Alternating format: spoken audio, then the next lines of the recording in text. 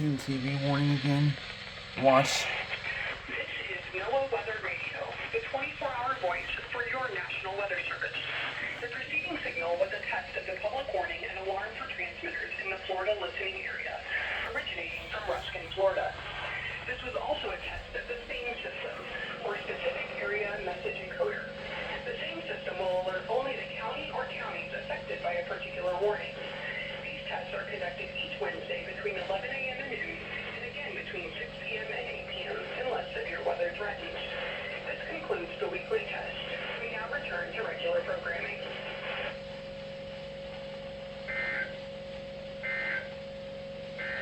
The current time is 11:01 a.m. Eastern Daylight Time for the following forecast. Infinite Inlet, high tide Wednesday at 11 a.m. Low tide Wednesday at 7:23 p.m. Didn't check that. Thursday at 2:20. So the only two radios that didn't go off is that and then the 167. Probably gonna end up rearranging my collection at some point.